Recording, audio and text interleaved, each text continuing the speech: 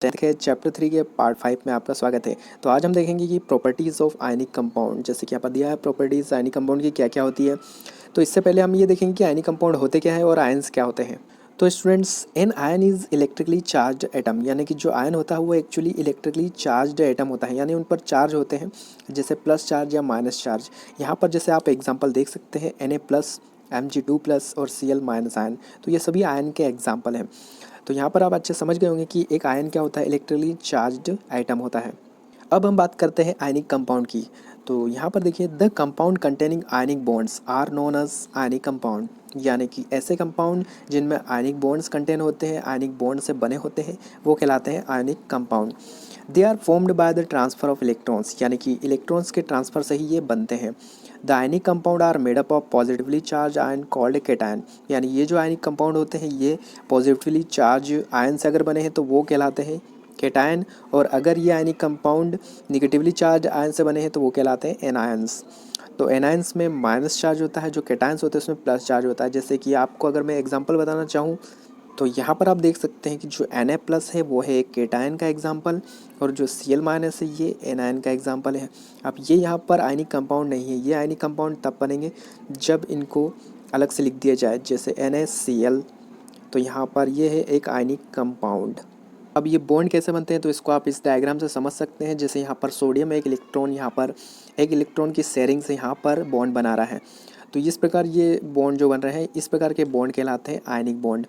तो ये Na और Cl आप जानते ही हैं, Na+ यानी Na केटायन और Cl- Cl ये है एक एनायन। तो यहाँ पर अच्छे से बॉन्ड की फॉर्मेशन आप देख सकते हैं, तो ये है आयनिक बॉन्ड। तो उसके लिए एक और यहाँ पर डायग्राम देख लीजिए, जैसे कि एक केटायन एनायन। तो अब ये केटायन क्यों है, क्योंकि यहाँ पर इलेक्ट्रॉन है, इलेक्ट्रॉन की संख्या है प्रोटॉन से कम। यहाँ पर प्रोटॉन ज़्यादा है तो प्रोटॉन पर आप जानते हैं प्लस चार्ज ज़्यादा होता है, तो जब प्रोटॉन 5 है तो यहाँ पर प्लस चार्ज की अधिकता है, तो इसीलिए ये क्या है, केटायन है। और इधर एनायन जो दिया है तो ये एनायन इसलिए है बिकॉज यहाँ पर इलेक्ट्रॉन ज़्यादा है, 1 2 3 4 5, और यहाँ पर प्रोटॉन कम है, यानी कि प्लस चार्ज की कमी है, और जो इलेक्ट्रॉन यानी माइनस चार्ज की अधिकता है, तो इसलिए ये पूरा एनायन है। तो आप समझ सकते हैं ये किस प्रकार से। तो positively charge more proton than electrons, यहाँ पर ज़्यादा क्या है, यहाँ पर ज़्यादा प्रोटॉन है और यहाँ पर इलेक्ट्रॉन ज़्यादा है, तो इस प्रकार से ये एनायन और केटायन है। तो अब हम बुक में चलते हैं और यहाँ पर देखते हैं properties of ionic compounds. So students, यहाँ पर आप देख सकते हैं, यहाँ पर कुछ आयनिक कंपाउंड्स और उनके मेल्टिंग और बॉइलिंग पॉइंट दिए हैं, तो आप इसको भी नोट कर सकते हैं और लर्न कर सकते हैं। तो आइए देखें प्रॉपर्टीज़। जैसे यहाँ पर दी है सबसे पहली property, you may have observe the following general properties of ionic compound. Ionic compound में ये जनरल प्रॉपर्टीज होती है, जैसे फिजिकल नेचर अगर हम देखें तो ionic compound are solid and are somewhat hard because of the strong force of attraction, यानी कि ये जो आयनिक कंपाउंड होते हैं सॉलिड होते हैं और कुछ हार्ड भी होते हैं, बिकॉज इनमें प्रेजेंट होता है force of attraction between the positive and negative ions. These compounds are generally brittle, ये कंपाउंड ज़्यादातर क्या होता है, ब्रिटल होते हैं, भंगुर होते हैं, एंड ब्रेक इनटू पीसेस, जैसे ये ऊपर से नीचे गिरते हैं तो ये टुकड़ों में बढ़ जाते हैं, टूट जाते हैं, या फिर इन पर प्रेशर अप्लाई किया जाए तो भी ये टुकड़ों में टूट जाते हैं। तो ये क्या होते हैं, ब्रिटल होते हैं। फिर अगर हम सेकंड पॉइंट देखें तो मेल्टिंग एंड बॉइलिंग पॉइंट्स क्या दिया है, आयनिक कंपाउंड है high melting and boiling points, यानी इनके जो मेल्टिंग और बॉइलिंग पॉइंट होते हैं वो भी बहुत ज़्यादा होते हैं। This is because a considerable amount of energy is required to break the strong inter ionic attraction. तो स्टूडेंट्स, आप जानते हैं कि इनके बीच में क्या होता है, स्ट्रॉन्ग इंटर आयनिक अट्रैक्शन होता है, यानी कि इसके पार्टिकल बीच में बहुत ज़्यादा अट्रैक्शन फोर्स होता है, और जिसको तोड़ने के लिए चाहिए बहुत ज़्यादा एनर्जी। तो इसीलिए ये क्या होता है, इनके बॉइलिंग और मेल्टिंग पॉइंट भी बहुत ज़्यादा होते हैं। अब देखते हैं solubility. Electrovalent compound are generally soluble in water, यानी कि ये क्या होते हैं, इलेक्ट्रोवेलेंट जो कंपाउंड होते हैं यानी आयनिक कंपाउंड, ये सॉल्युबल होते हैं वाटर में, और इनसॉल्युबल किस में होते हैं, सच एस केरोसिन पेट्रोल, यानी कि इन प्रकार के सॉल्यूशन यानी सॉल्वेंट में ये होते हैं इनसॉल्युबल, बट वाटर में ये सॉल्युबल होते हैं। कंडक्शन ऑफ इलेक्ट्रिसिटी के बारे में देखते हैं। The conduction of electricity through the solution involve the movement of charge particles, यानी कि इनमें जो कंडक्शन होता है इलेक्ट्रिसिटी का वो आयंस के थ्रू ही होता है, चार्ज पार्टिकल्स के थ्रू होता है। ए solution of an ionic compound in water contains ions, क्योंकि जो सॉल्यूशन होता है यानी कि जो भी वाटर सॉल्यूशन हम बनाते हैं अगर आयनिक कंपाउंड्स का, तो उसमें आयंस प्रेजेंट होते हैं, which move the opposite electrode when the electricity is passed, यानी जब भी इसमें इलेक्ट्रिसिटी पास की जाती है तो अपोजिट इलेक्ट्रोड की ओर जाते हैं सॉल्यूशन में। Ionic compound in the solid state do not conduct electricity, यानी कि आयनिक कंपाउंड की खास बात यह है कि ये सॉलिड स्टेट में इलेक्ट्रिसिटी को कंडक्ट नहीं कर सकते, बट अगर ये आयंस के फॉर्म में होते हैं यानी कि जैसे कि अगर सॉल्यूशन फॉर्म में तो ये इलेक्ट्रिसिटी को कंडक्ट कर सकते हैं, क्योंकि इनका रिजिड स्ट्रक्चर होता है सॉलिड रूप में, इसलिए ये सॉलिड रूप में तो कंडक्ट नहीं कर पाते हैं। But ionic compound conduct electricity in the molten state, यानी इनको अगर पिघला दिया जाए या फिर मोल्टेन स्टेट यानी लिक्विड स्टेट में चेंज कर दिया जाए तो ये इलेक्ट्रिसिटी को कंडक्ट कर सकते हैं। अब ये this is possible in the molten state since the electrostatic force, यानी मोल्टेन स्टेट में क्या लगता है इन पर इलेक्ट्रोस्टैटिक फोर्स ऑफ अट्रैक्शन लगता है जो अपोजिट चार्ज आयन के कारण होता है, और इसीलिए ये इलेक्ट्रिसिटी को कंडक्ट कर सकते हैं फ्रीली रूप से। तो अब हम आगे देखते हैं ऑक्यूरेंस ऑफ मेटल। तो ऑक्यूरेंस ऑफ मेटल इस बार एनसीईआरटी और एमपी बोर्ड और दूसरे और भी अदर बोर्ड से हट चुका है। इस पोर्शन को डिलीट कर दिया गया है इस साल के लिए, बिकॉज इस साल कोरोना काल था। तो इससे आगे हम देखते हैं जो इम्पोर्टेंट है एक्सट्रैक्शन मेटल वाला, मैं आपको अलग से एक वीडियो में करवा दूंगा कम्प्लीटली। तो अब हम आगे देखते हैं। सो स्टूडेंट्स देखिए कोरोजन की definition. Corrosion is usually defined as the degradation of metals due to an electrochemical process, यानी कि कोरोजन एक इलेक्ट्रोकेमिकल प्रोसेस है जिसमें मेटल्स का डिग्रेडेशन होता है, यानी कि मेटल्स की हानि होती है, एक तरह से मेटल्स छड़ती जाती है। The formation of rust of iron, turnish on silver and the blue green layer that develops on the copper all are the example of corrosion, यानी ये सभी एग्जाम्पल किसके हैं, कोरोजन के हैं। आपने देखा होगा कि लोहे को अगर यानी आयरन को अगर खुले में एटमॉस्फेयर में रखा जाता है तो वो ब्राउन कलर में हो जाता है चेंज, अगर सिल्वर भी देखें तो वो ब्लैक कलर में चेंज हो जाता है, and the blue green layer किस पे जम जाती है, कॉपर पर। तो ये सभी इनके रस्ट लगने के प्रोसेस है, और इन तीन पर ही सबसे खास कोरोजन प्रोसेस होती है, जंग लगने की प्रोसेस होती है। तो कोरोजन में एक्चुअली क्या होता है कि जो मेटल्स होती है वो हो जाती है ख़राब, यानी कि एक तरह से उनका क्षय होते जाता है। तो ये जो नया कंपाउंड उन पर बनता है ये इस तरह से एक तरह से उनका क्षय करता है, मेटल्स का नुकसान करता है, और मेटल्स की जो क्वालिटी है वो डिग्रेड होती जाती है। तो इसको कहते हैं कोरोजन। स्टूडेंट सब हम देखते हैं बुक में। तो जैसे कि यहाँ पर दिया हुआ है कि silver articles become black after some time when expose to air, this is because react in sulphur in the air from coating to silver sulphide, यानी कि जब सिल्वर को चांदी को बाहर की ओर एटमॉस्फेयर में रख दिया जाता है, एयर में रख दिया जाता है, तो इस पर क्या होती है, एक लेयर जम जाती है, और ये होती है सिल्वर सल्फाइड की, यानी इससे सल्फर रिएक्शन कर लेती है सल्फर गैस और इसको ब्लू ग्रीन कलर में चेंज कर देती है, जो कि एक तरह से रस्टिंग प्रोसेस है सिल्वर की। उसके अलावा कॉपर में भी ये प्रोसेस होती है। Copper react with moist carbon dioxide in the air and slowly losses the shiny brown surface, यानी कि धीरे धीरे इसकी शाइनिंग जो ब्राउन सरफेस होती है वो चली जाती है।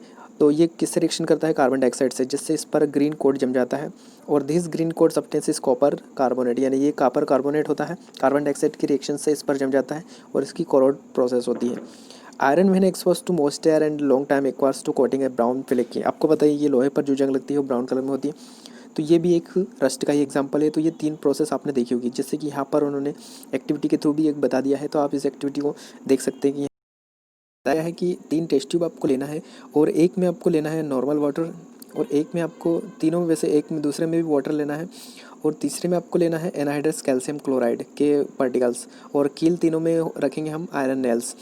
और इनको यहाँ पर देखना है। तो यहाँ पर जो यहाँ पर एयर अंदर की ओर है, जबकि यहाँ पर इसके ऊपर थोड़ा सा ऑयल डाल दिया गया है इस टेस्ट ट्यूब में, और इस टेस्ट ट्यूब में क्या है, एनहाइड्रस कैल्शियम क्लोराइड रखा हुआ है। तो यहाँ पर होगा ये कि ये जो खुली एयर, मतलब एक तरह से ऊपर से ढक्कन लगा हुआ है लेकिन अंदर एयर है, जिसके कारण इस पर जंग लग जाएगी ऊपर की ओर कुछ दिनों बाद देखने पर, जबकि इसमें क्या ऑयल ऊपर की ओर है, जिससे कि जंग लगने की यानी रस्टिंग प्रोसेस इन नेल्स पर नहीं होगी। तो यहाँ पर ये शो किया गया है कि किस प्रकार एयर ज़रूरी है, यानी एयर के प्रेजेंस में ही किसी चीज़ पर जंग लगता है, लोहे या फिर अदर चीज़ में। तो जैसे यहाँ पर एयर क्या है, ड्राई एयर है, तो यहाँ पर भी रस्टिंग प्रोसेस नहीं हुई है, बिकॉज जो एनहाइड्रस कैल्शियम क्लोराइड है ये क्या करता है, सोख लेता है गैसेस को। अब हम देखते हैं प्रिवेंशन ऑफ कोरोजन। कोरोजन से कैसे बचा जाए। The rusting of iron can be prevented by painting, यानी कि रस्टिंग ऑफ आयरन को painting, oiling, greasing, galvanizing, chrome plating, anodizing और मेकिंग एलॉयज, यानी ये चीज़ें करके इनको प्रिवेंशन किया जा सकता है, बचाया जा सकता है कोरोजन से। फिर जैसे galvanization is a method of protecting steel and iron from rusting off by coating them with a thin layer of zinc, यानी कि जो गैल्वेनाइजेशन प्रोसेस में क्या होता है कि जो स्टील और आयरन की जो लेयर होती है उस पर कोटिंग की एक लेयर, यानी कि जिंक की एक लेयर कोटिंग के रूप में जमा दी जाती है, जिससे कि इस पर जंग नहीं लगती। ये प्रोसेस कहलाती है galvanization. The galvanized article is protected against the rusting, यानी जो गैल्वेनाइज्ड हो जाता है ये प्रोटेक्ट करता है रस्टिंग को, रस्टिंग से प्रोटेक्ट करता है चीज़ों को। Can you reason this out, क्या आप इसका पता लगा सकते हैं। Alloying is a very good method of improving the properties of metal, यानी कि एलोइंग एक ऐसी प्रोसेस है जिसमें कि क्या किया जाता है आपको पता है, एलॉय यानी होता है मिश्र धातु, यानी मिश्र धातु में बनाने वाली प्रोसेस से ऐसी ये एक तरह से एक नई खोज है जिससे कि क्या किया जाता है, धातुओं को जंग लगने से बचाया जा सकता है, यानी मिश्र धातु बनाकर we can get the desired properties of this method. For example iron is the most widely used method, आपको पता है कि जो आयरन है सबसे ज़्यादा यूज़ किया जाता है, परंतु फिर भी अगर हम देखें तो ये प्योर स्टेट में but it's never used in pure state, यानी कि ये कभी भी प्योर स्टेट में यूज़ नहीं किया जाता, यानी प्योर लोहा यूज़ नहीं किया जाता, उसमें कुछ चीज़ें मिलाई जाती है। This is because pure iron very soft, जो प्योर आयरन होता है वो क्या होता है, सॉफ्ट होता है और वो स्ट्रेच हो जाता है इजिली जब भी वो थोड़ा बहुत गर्म हो।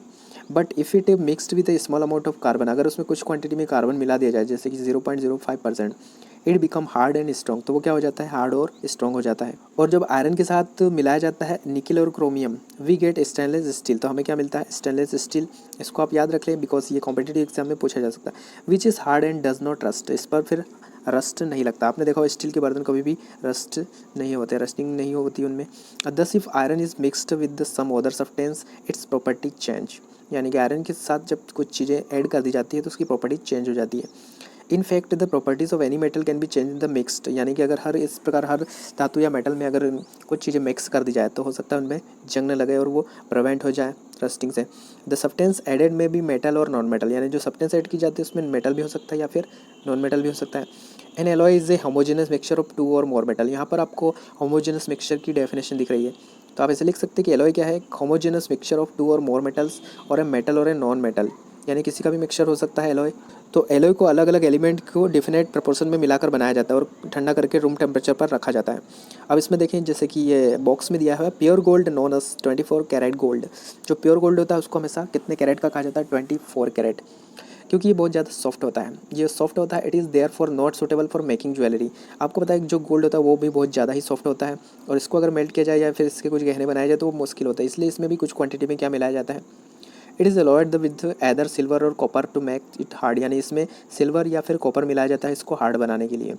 Generally in India 22 carat gold is used, यानी कि हमारे भारत में क्या है 22 कैरेट गोल्ड यूज़ किया जाता है ऑर्नामेंट यानी गहने बनाने के लिए। It means that 22 part of pure gold is alloyed with 2 part of either copper और सिल्वर, यानी कि इसमें 22 पार्ट क्या होता है, गोल्ड होता है और 2 पार्ट में यानी 2 भाग में इसमें कॉपर या फिर सिल्वर यूज़ किया जाता है। तो इस प्रकार ये थोड़ा हार्ड हो जाता है जिससे कि आसानी से गहने जवाहरात बनाए जा सकते हैं। अब जैसे कि नीचे क्या दिया हुआ है, जैसे कि यहाँ पर दिया हुआ है कि if one of the metal is mercury then the alloy is known as the amalgam, यानी कि इसका एलॉय क्या होगा, amalgam. The electrical conductivity and melting point of an alloy is less than the pure metals, जो electrical conductivity और melting point होते हैं वो एलॉय के क्या होते हैं, कम होते हैं बजाय प्योर मेटल्स के। जैसे कि यहाँ पर एग्जाम्पल के लिए दिया है ब्रॉस, ब्रोस किसका एलॉय है, कॉपर का। And zinc and bronze an alloy of copper and tin, copper and tin के ये एलॉय है। Are not good conductor of electricity, ये गुड कंडक्टर इलेक्ट्रिसिटी के गुड कंडक्टर नहीं होते हैं। जबकि अगर हम देखें जो कॉपर का हो तो कॉपर के इलेक्ट्रिकल सर्किट बनाए जाते हैं, सोल्डर बनाए जाते हैं। और N alloy of lead and teen has a low melting point, इनके मेल्टिंग पॉइंट क्या होते हैं, कम होते हैं। And is used for welding electrical wire together. अब इस बॉक्स में जो दिया है इसको हम ध्यान से देखते हैं। जैसे कि दिया है the wonder of ancient Indian metallurgy, यानी कि पुराने समय की जो मेटलर्जी प्रोसेस थी वो बहुत ही ज़्यादा प्योर थी। The iron pillar near the Qutub Minar in Delhi was built more than 16 years ago by the iron workers of India, यानी कि जो पहले के वर्कर्स थे उनके द्वारा बनाया गया था आयरन पिलर, कहाँ पर, कुतुब मीनार दिल्ली में, जो कि 1600 ईयर्स पहले बनाया गया था। They had developed a process which prevented iron from rusting, और ये क्या है, इस प्रोसेस के तहत तैयार किया गया कि इसमें अभी तक कोई जंग नहीं लगा है। इसकी क्वालिटी के लिए भी रस्ट रेजिस्टेंस इज एक्सपैंड, यानी कि अलग अलग साइंटिस्टों द्वारा इसको चेक भी किया गया है कि ये किस प्रकार से इतना प्योर है कि अभी तक इसमें जंग नहीं लगा है। The iron pillar is 8 metre high and weight is 6 tonne, यानी कि 6000 किलो, यानी इसका जो लंबाई वो 8 मीटर है और इसका जो टन है यानी वेट है वो है 8 टन यानी 6000 किलो। तो ये इसको अलग अलग साइंटिस्टों ने देखा परखा है, उसके बाद वो पता नहीं लगा पाया कि ये कितना प्योर है कि अभी तक इसमें कोई जंग नहीं लगा है और जबकि ये प्योर आयरन से बना है। ओके स्टूडेंट्स, हम मिलते हैं अगले चैप्टर में। धन्यवाद। जय हिंद, जय भारत।